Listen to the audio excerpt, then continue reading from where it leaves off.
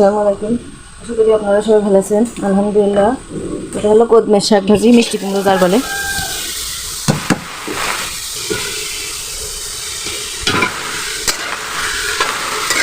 আমি অল্প একটু পানি দিলাম হালকা, যাতে কড়াই না ধরে যায়।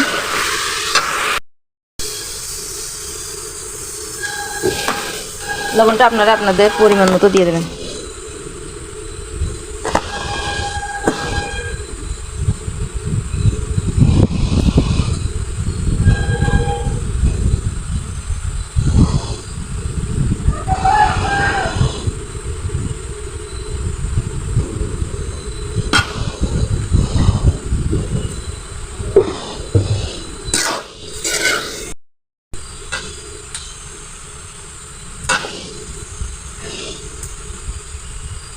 রসুনটা একটু থেতলো করে নেবেন, থেতলো করে নিলে ভালো হবে।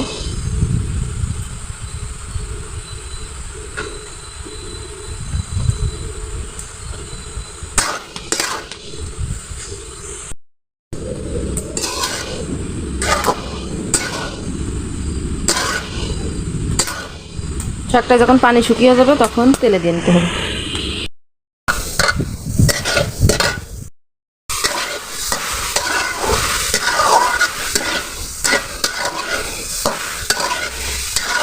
তেলের দেওয়াটা আপনি আপনাদের ইচ্ছা মতন দেবেন। এটা নামিয়ে কড়াইয়েও দেওয়া যায়, দেরি হয়ে যাচ্ছে যার কারণে তাড়াহুড়ো করে আমি এটা করলাম। অন্য একটা প্যান কড়াইয়ে তেলে দেওয়াটা ভেজে নিয়ে আসলাম। হয়ে গেল আমার চট করে মজাদার মিষ্টি কুমড়ো শাক ভাজি। রেসিপিটা শেয়ার করে দেবেন, একবার হলেও ট্রাই করবেন। শাক ভাজিটা খেতে ভালোই লাগে। আশা করি আপনাদের ভালো লাগবে। লাইক, কমেন্ট, সাবস্ক্রাইব করে পাশে থাকেন নতুন নতুন ভিডিও তৈরি করার জন্য। আল্লাহ হাফেজ।